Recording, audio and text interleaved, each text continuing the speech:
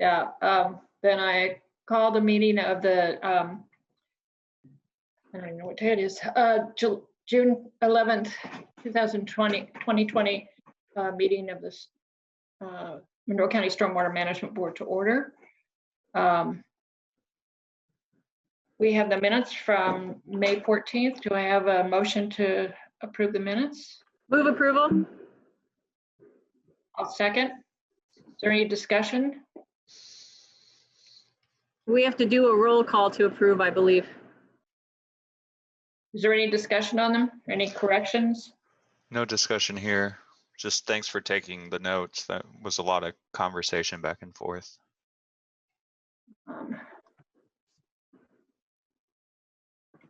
Okay. Sorry, I'm looking at two different screens here.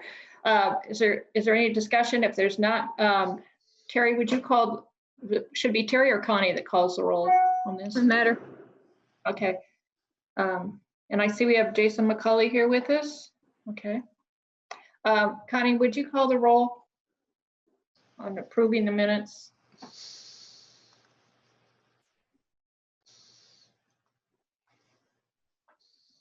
Julie Thomas, Yes.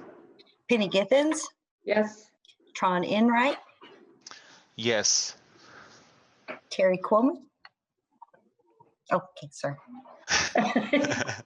She's here, right. Lee Jones and Lee Jones. She's absent. Okay. So the minutes are approved. Let's move on to new business. Mr. Quillman, would you like to explain what all we're looking at here? You'll have to unmute yourself. Yes. Yeah. I've got a lot going on this month, and some of the things that we discussed and information we requested I didn't get to. One, research on other communities' fee schedules. But I'd like to go through these because I'm concerned we may not get this done in an hour. The first thing is the expenditure report.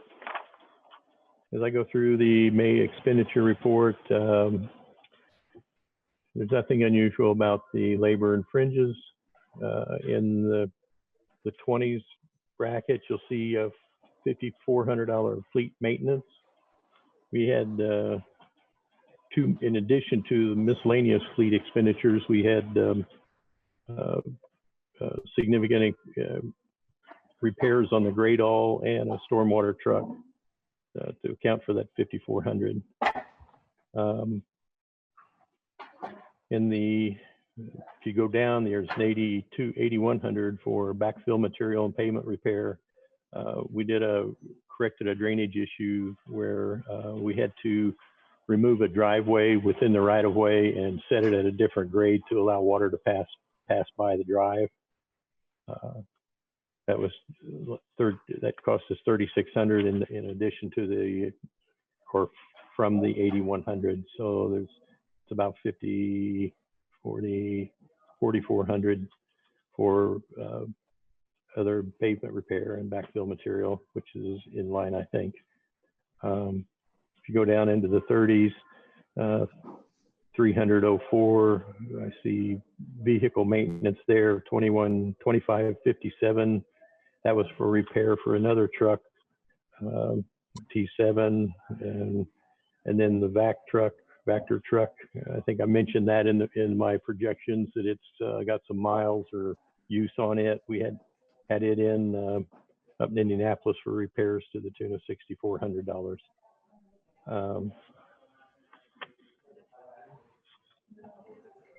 The other things, the flaggers, with latest activity, we've not been using flaggers. We've been keeping our costs down there.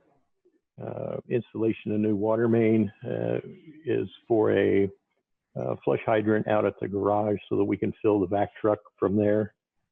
And professional fees, I've asked for easements to be prepared for some improvements down on Aurora Road to transition back into existing from the Aurora Road project.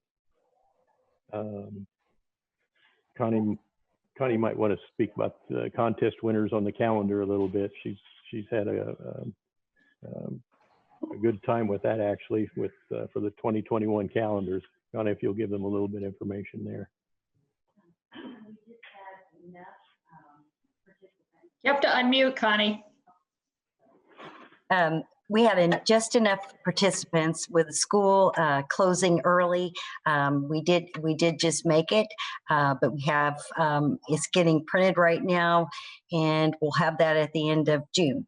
It really worked out good, and the kids were very appreciative and very excited about the contest, and we're going to be holding it again in 2022 calendar. So did they get cash prizes?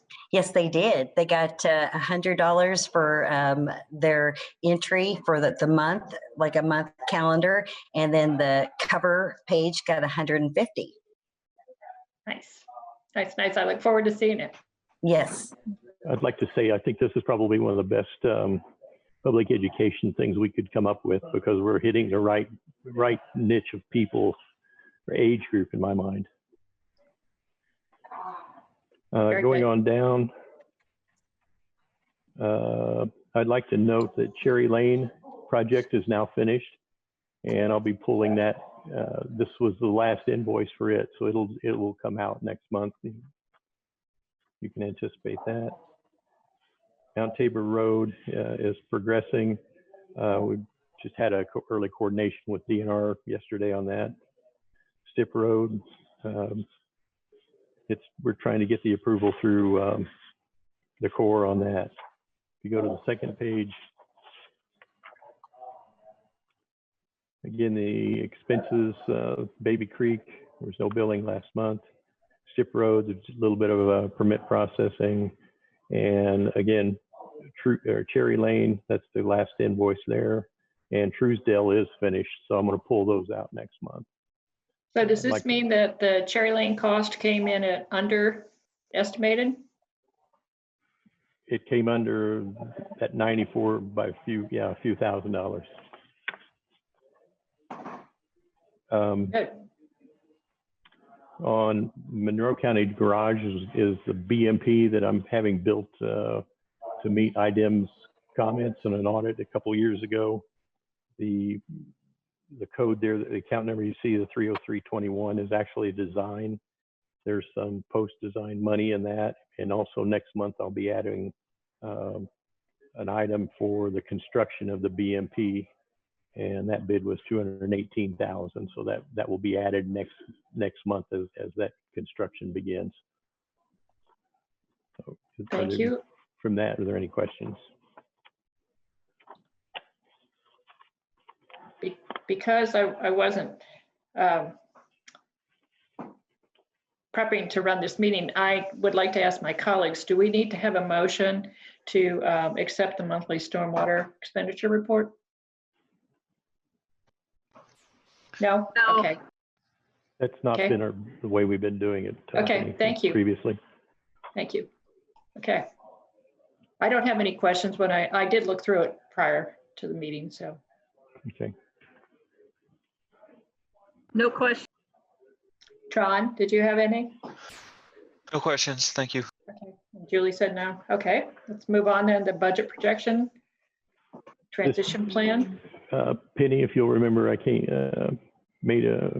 started a conversation with us back in January or so. Right. And was raising several questions, and your instruction was to go back and finish it up or do some more. So I've made my best shot. It may not be the best, but what I've tried to do is, based on the service we're providing, make a projection on, by the way, that you're looking at right there, that's Cherry Lane. Right. Right. Kind of frightening. You need a But canoe. Yeah, Yeah. I think that's a trash barrel floating down there. Oh. But I've tried to make a projection on the calls we get and the services we're providing to improve our service on call turnaround a little bit, and then allow some, provide for some manpower to make some long-term improvements, and made projections on what I thought we needed in manpower and then equipment. And then in addition to that, I looked into a little bit to make some estimates on what we've got, like 4 jobs that we're looking to fund, what we might do with the bond, what we might get accomplished. And I recognize with the change from the virus that, you know, some of these things may be put on hold, but I want to present this so that you can be thinking about this and use this as a tool to think through fee increases if you're inclined to do that. There's material in there on what other MS4s are doing, what Bloomington is doing, and I think we're right in the middle of the boat if we were to increase it to the 70, what is it, Connie? I think it's $70.40 or $75 a year annually. Yeah, it's like $70.41 or something like that. Thank you. I looked through it. Yeah. So with that, unless you want me to go through it specifically, there's several pages there. Are there any questions? Did anyone have an opportunity to look at it? I've had an opportunity to look at it, yes. One of the questions I had was, if a second crew is added, Yeah. how quickly would we get caught up? Because you do note a lot of backlog of Yes. projects. Yes. It's in my projections right there. Hold that, Connie. Right there at the bottom. It points out that we're at about 150% roughly. And this is just taking calls in and what we're turning out. So if we added another crew, they would be able to address that additional 50%. But more as important, I've got jobs out there that will take some planning and correction, like the Truesdale project. I want to put some additional culverts under driveways out on Cherry Lane to finish that job that I think we can do in-house.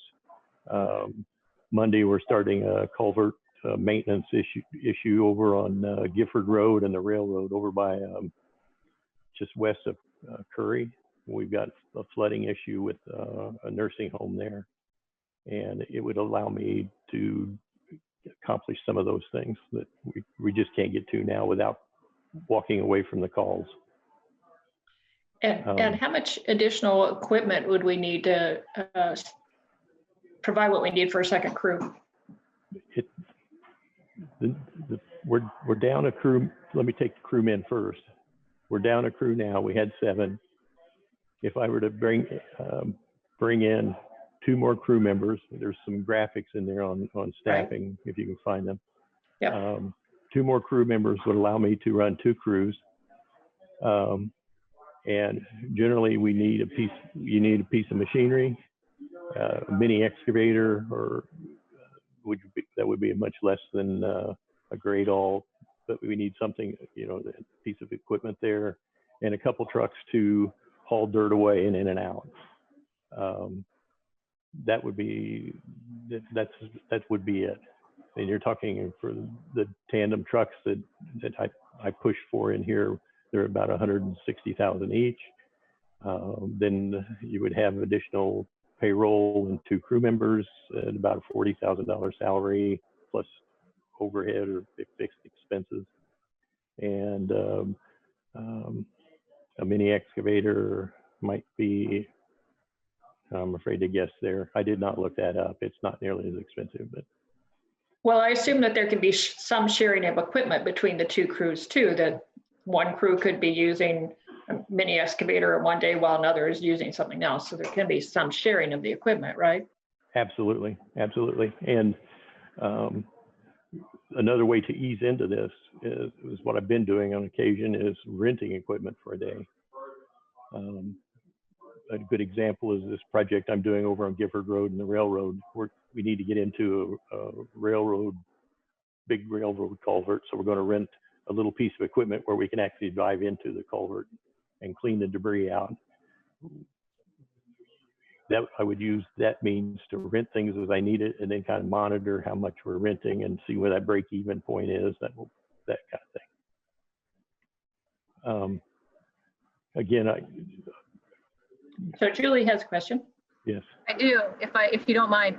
I think it would be useful for the public who maybe hasn't read this whole report to talk about the increased staff, the fee versus what others are charging, but also how you calculated in having an inspection program for permits, because we talked about that last time, how important it is to ensure that before construction begins that we have a stormwater review. Is that included in the staffing budget? And have we looked at some of the costs? Because the developer who's developing the property is the one who should bear that cost, but it's an important part of that permit process to make sure that we're not causing trouble for other people, other homeowners who may be downstream or downhill. Yeah, good point. One of our issues, I'll call it a chronic issue, is going back and doing maintenance on storm systems that were not put in properly, where they're failing in projects that are really not that old. And it's really demonstrated a need to have an inspector out there doing site construction inspection. That would reduce a lot of our maintenance. In doing that, that would bring on another staff member, I would guess, in the $40,000 range also, plus fixed expenses. And we'd have to find some kind of a vehicle for them to get out to the site. Beyond that, I don't know that there's a real significant cost, but that leads to staffing expenditures that we have. And I think that these inspectors, their time should be passed through to the developer as a fee for providing that inspection. So since they're the ones that are generating the need, I think we need to have them pay for that staffing. I'm not sure if I've hit your point correctly, Julie, but that's really where I'm going with this. My question was, in this plan, have you allotted for it, and how so, just for the public's edification, how staffing would work with that program in place, you know, and that we still need this maintenance crew as well, right? So we do need a second crew, but we also need this inspection program, right? And how do these things work together financially? Connie, will you go to page 26?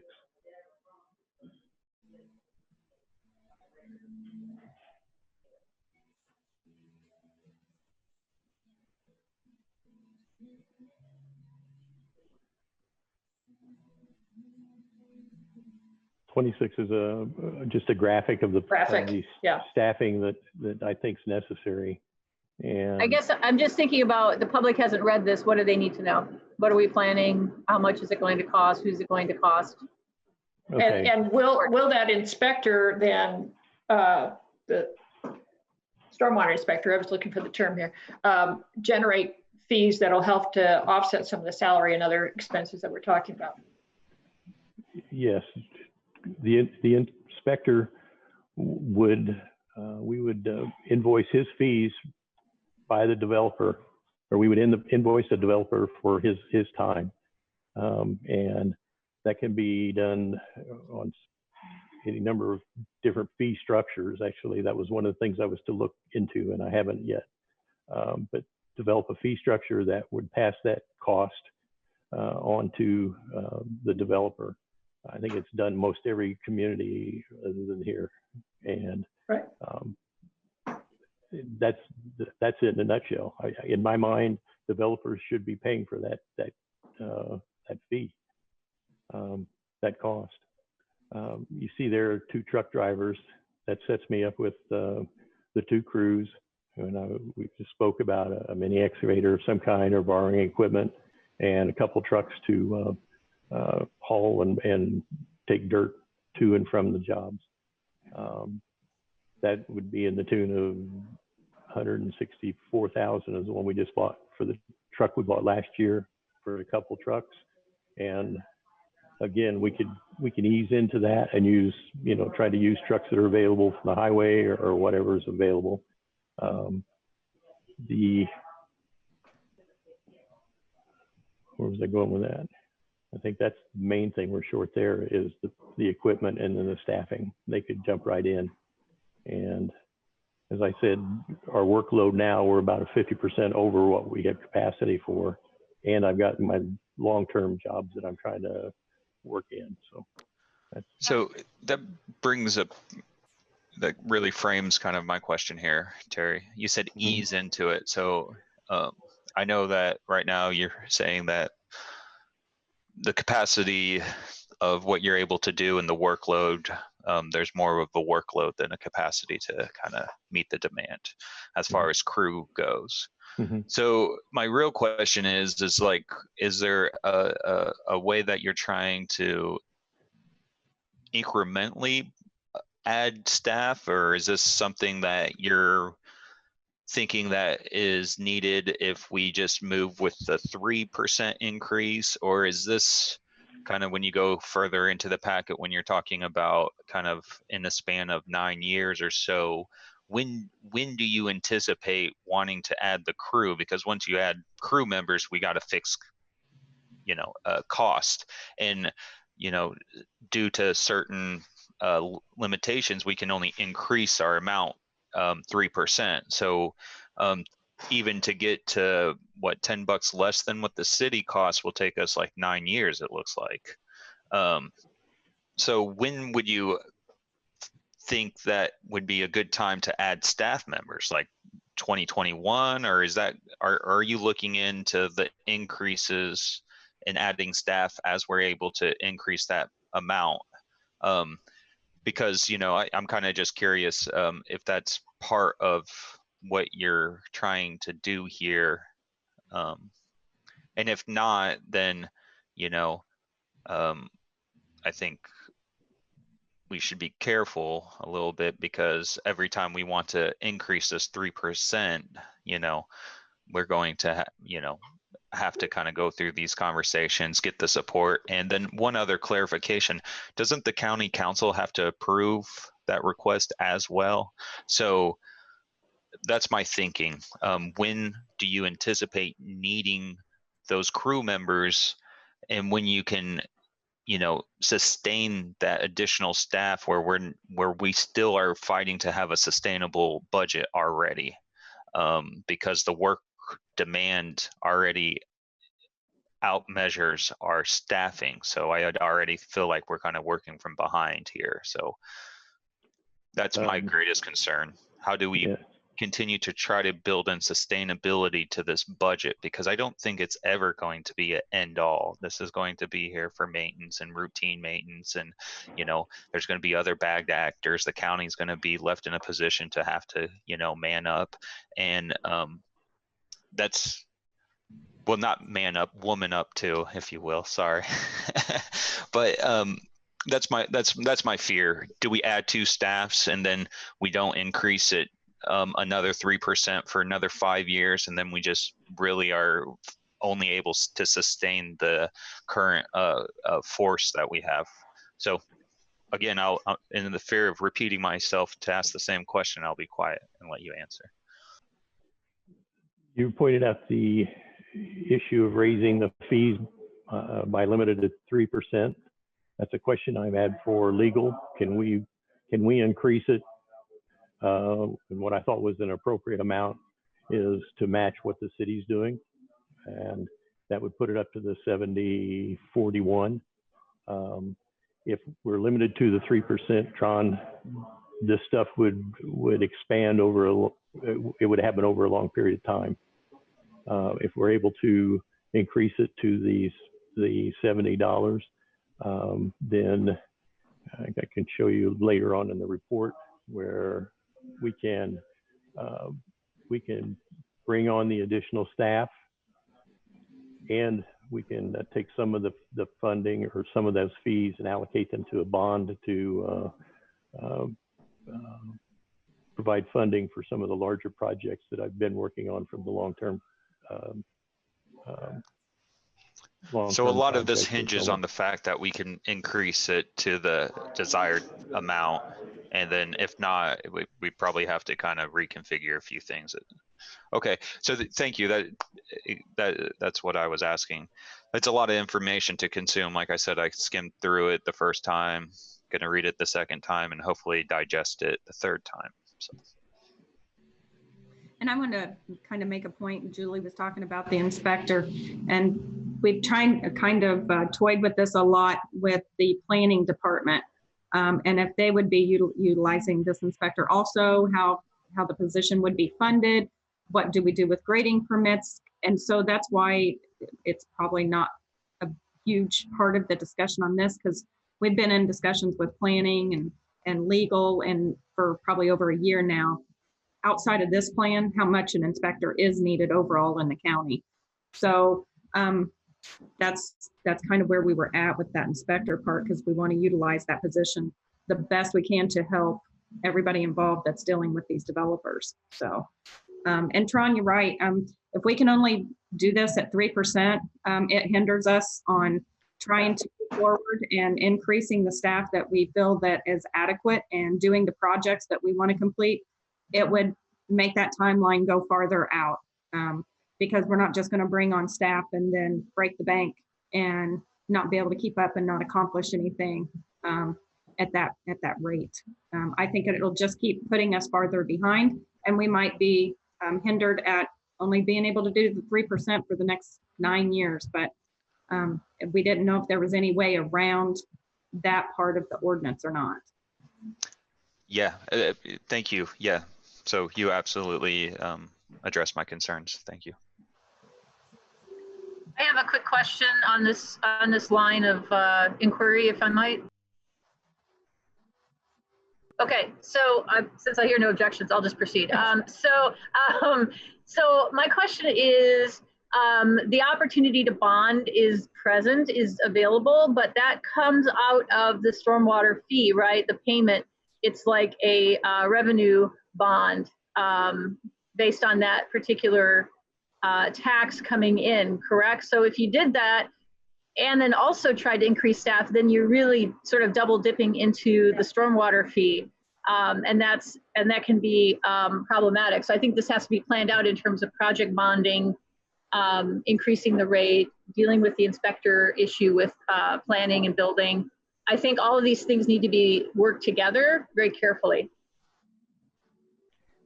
And I think that hand in hand with that also, it looks like there's some equipment that's going to have to be replaced, some fairly expensive equipment that has to be replaced over the next year or two.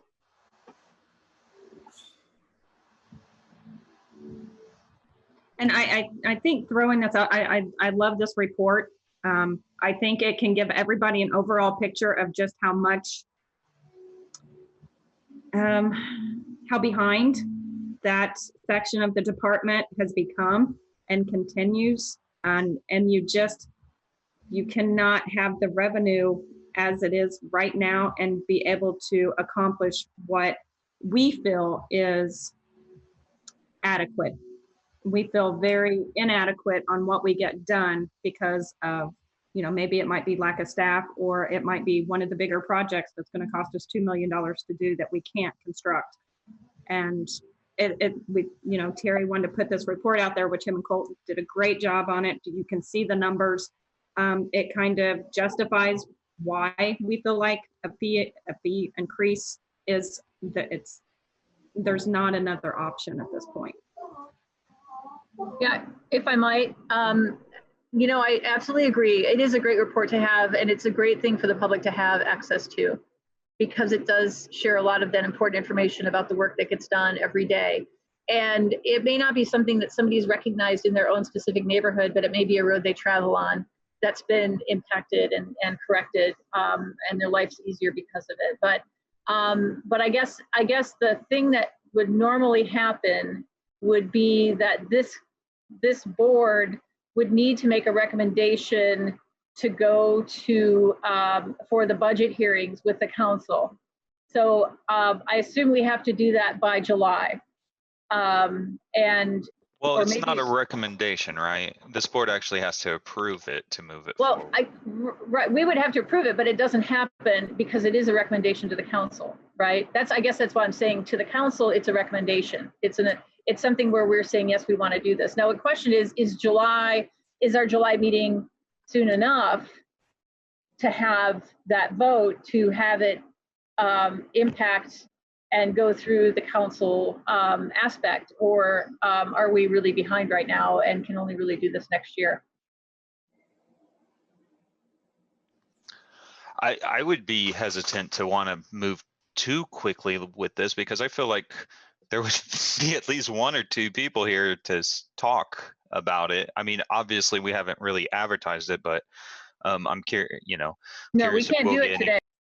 Obviously, no, it's not. That's not my point. Obviously, but I'm saying I would like to treat this more delicately and really try to get some public input and just listen to what they have to say and just make sure that.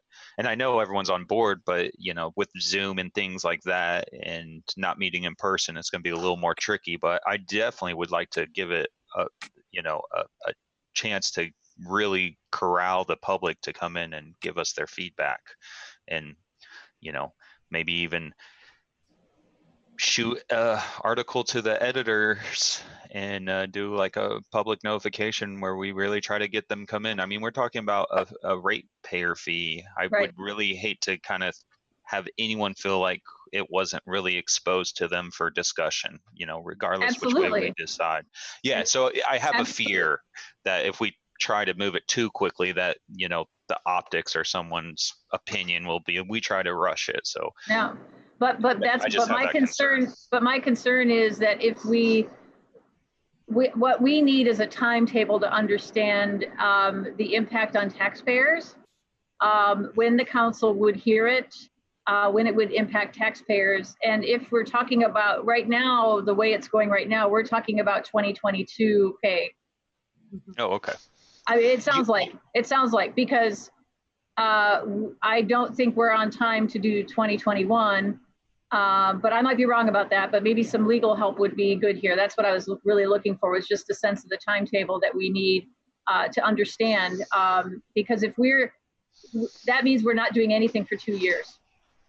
If we move slowly, which is fine, but we have to understand what the implications of that are. So I wonder if we could get some advice on that. And I wonder too, if we can do this, looking at whether or not we even hold a special meeting. Julie, The council would also have a hearing. I mean, it's not, we don't make the decision, we make a recommendation. But I really would like to hear from legal about the timetable. The timetable for, What is the timetable and process for passing an increase or considering an increase and voting on it? And then when does it become effective? And when does the council hear it? Does it have to be part of their budget hearings, et cetera? okay. Yeah, I'll look into that. I don't know. I was under the impression that you could just amend the ordinance at any time and start collecting that, but I'll check on that. And I want to see front, I appreciate that, Dave, if you would look into that. Kind of that was our goal, putting this report together, putting it out there, and then what's our next step? We know we want public comment. We know we know it has to go to the council for a hearing. We know there's certain dates that has to be met. And I guess other things that I've watched when a fee has, or something's been increased, that there is a process, and we just want to start that process. We don't want to rush anything, but this was our first step of moving forward to raise that fee. Just a starting point, and we wanted to put out there, first of all, the justification of why we are requesting this. So if Dave can get us a timeline and everything, and that would help us out tremendously, so we know what dates we need to meet and what timeline we need to satisfy the ordinance.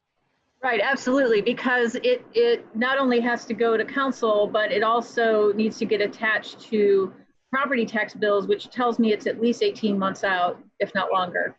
Right. But that's just my sense of it. So I think it's pay 2022 right now that we're looking at.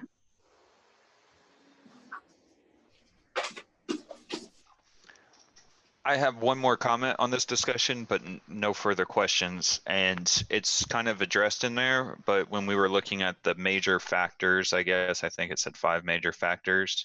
And the first one was policy and code.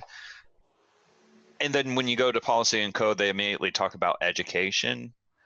I really would like to see how, if we increase this fee, how we could really kind of focus on educating the youth, and being more present about what stormwater is and things like that. And that's the one comment I have, that I feel like this really isn't addressing that, because in my opinion, and the reason I say my opinion, because I would love to hear others, is that we can't miss educating the youth, because people doing things appropriately and us preventing situations occurring, I think, will outweigh a lot of expenditures and costs that might fall on the county. The cost savings is so invaluable in the education with the youth. So that's just my one topic. It's all addressed in there, but I'm wondering if we could like bring it out a little bit more, and really make that part of our mission moving forward. Especially if we're going to almost double our fee. We're not. It's comparable to the city. I shouldn't say that actually, but we are increasing it to an amount that is going to meet the demands you guys have, and it's comparable to what the city already has, and it looks more average across the state as well. If I might, I agree with Tron's comment. It might even be worthwhile to make that just a separate chapter in this piece, pull it out separately. But I think some ideas about how to pursue that education process would be useful, whether it be putting together curriculum packs for classrooms or doing some programming in the schools, whatever it might be. But also education for the adult community, for everybody who has a house, lives, has property, whatever, resides in this county. They all need to understand what the implications are. And so education doesn't stop K through 12. So education is important. And if you separate that piece out, it would highlight it a bit more. But the other thing I will say is this is a cost related to climate change. We've had such massive rain events. This is one of the costs that goes up with climate change. It's not something that reflects anything where, we're not doing something well, or something was not done well, or constructed well. This is a climate change cost, because we're dealing with massive rain events when they happen, and then drought, and then heavy rains, and very wet winters. This is one of those things where our community was developed with a different climate than what we're experiencing more nowadays. So I don't see this as, we're doing anything new or outrageous. We're trying to take care of business and trying to protect all property in the community, because something that happens uphill or upstream from you is going to impact you. So that's why it's important to do this. Thank you. Penny, it's Terry. Yes. I'll add something into the report, a chapter in the report. Connie and I will put something together addressing education. And I would like to say to all of you, you just made Connie very excited. She loves that element, the education element. She's over here dancing by her desk. But I agree with Julie. Yeah, overall education and just setting it aside and having that available is really going to allow some, programs to get up and going. So, well, I think it also speaks to why there's a need to increase the fees that are there.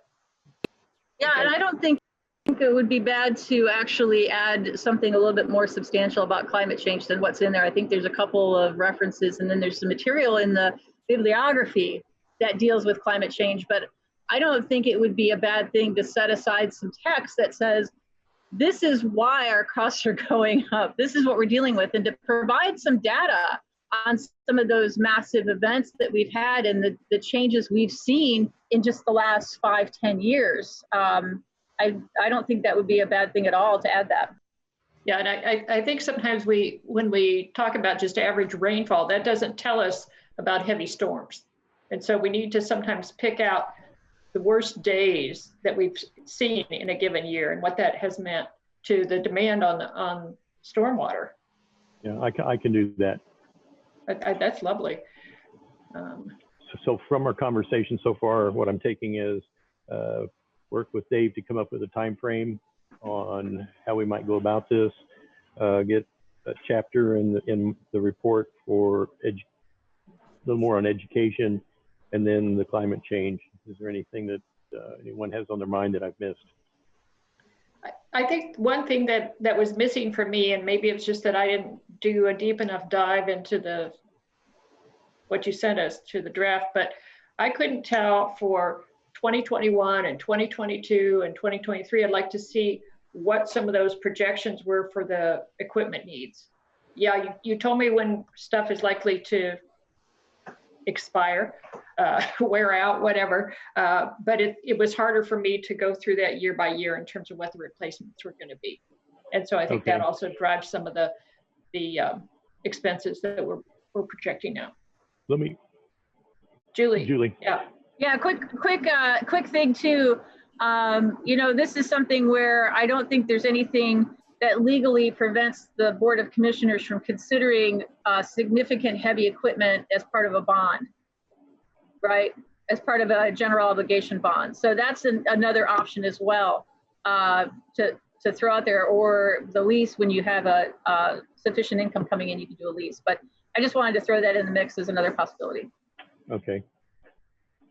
Let's go to page 30, if you will, just a little bit. Can you pull that up, Connie?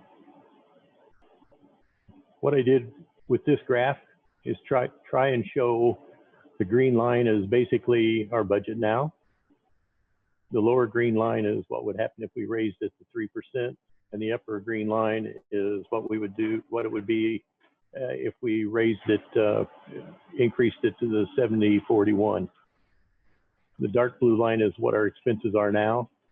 And you see in 2019 and 2020, we're expending a little more than what's coming in, but that was a lot heavy with design fees and a truck purchase.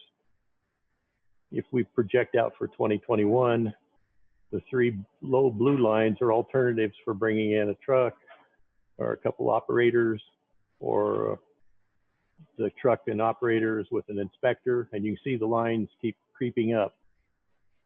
And then the last three blue lines cast out are different bond options that I've tried to suggest, just so you can see how the money's going.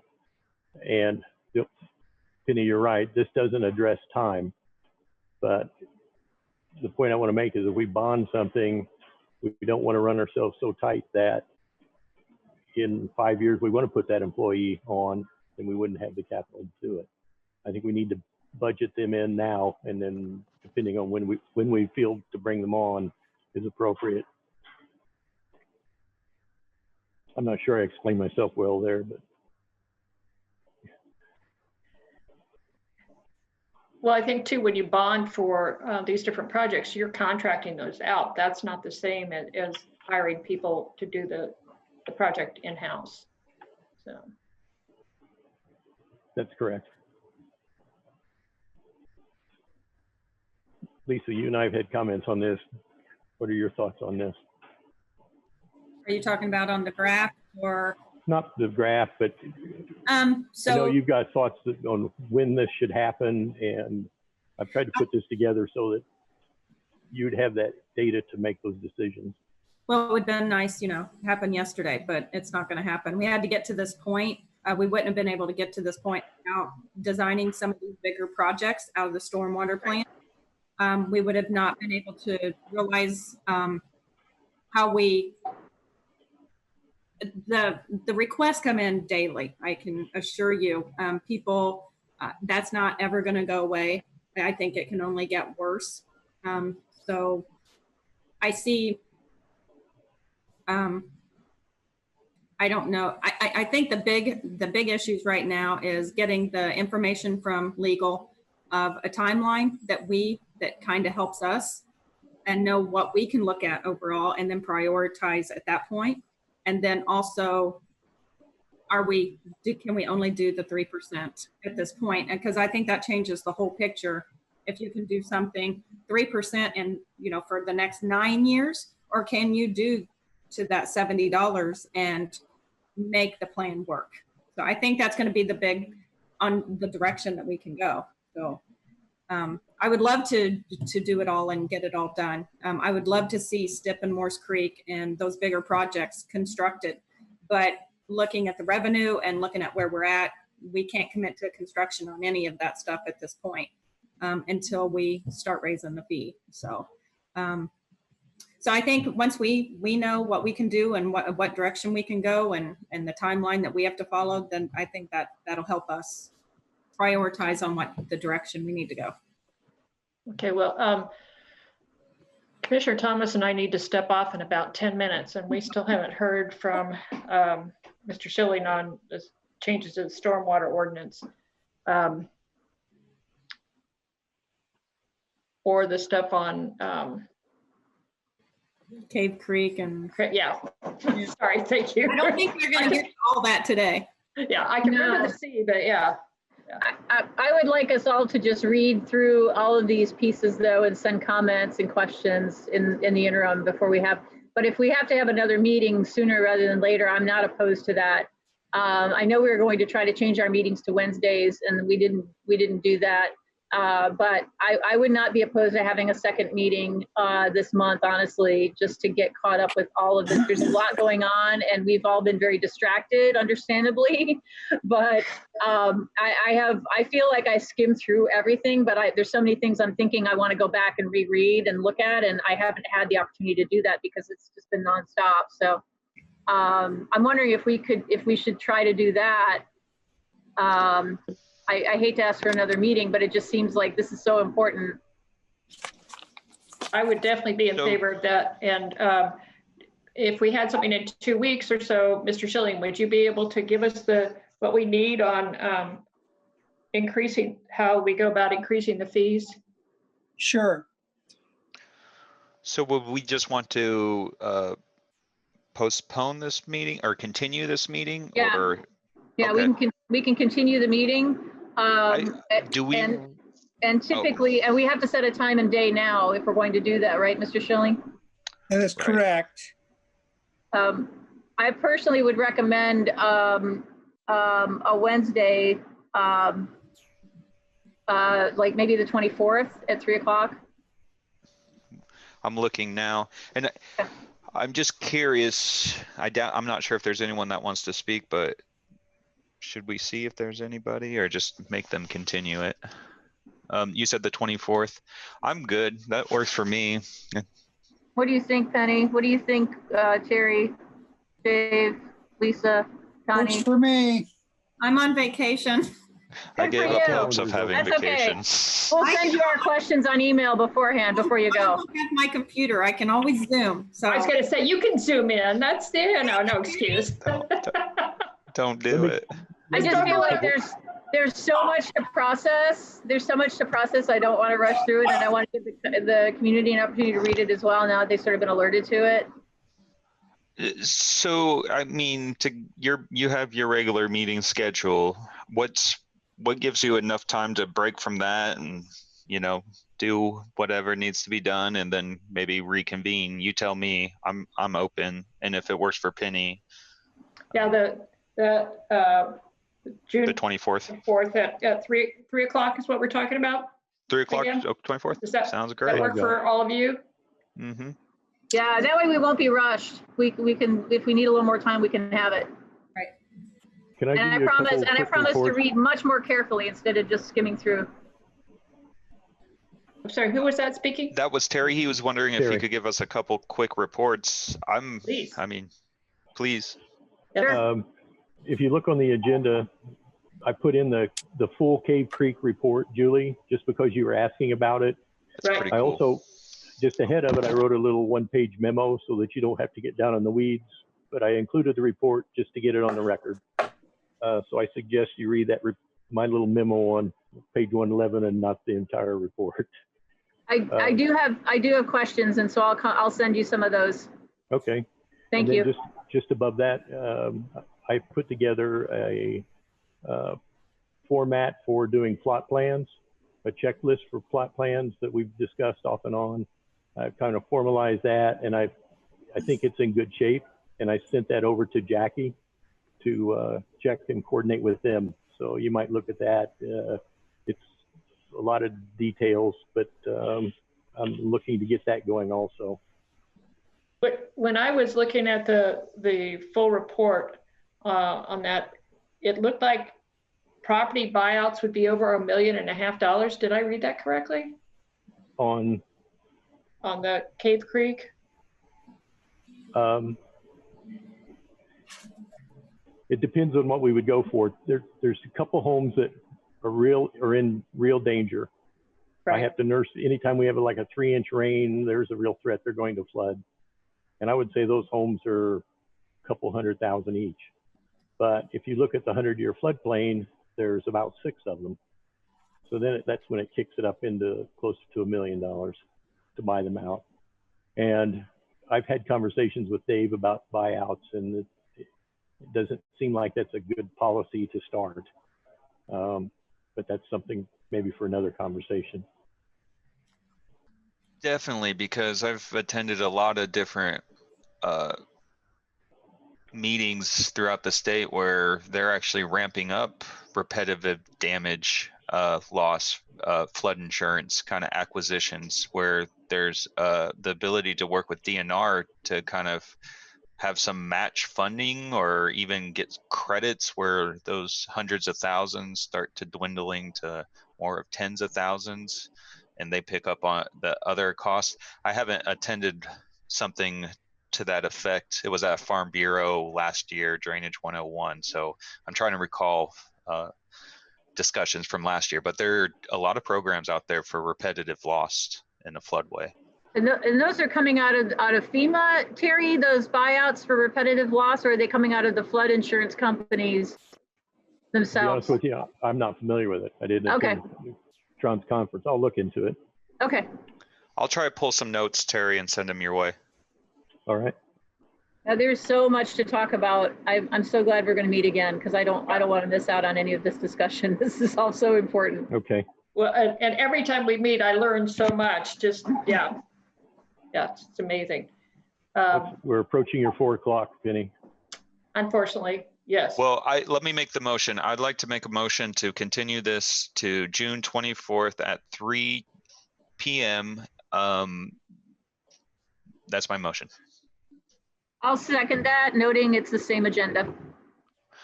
Thank you. Yes. Terry, you need to call the roll and we can be done. Penny? Yes. Julie? Yes. And Tron Enright Randolph? Yes.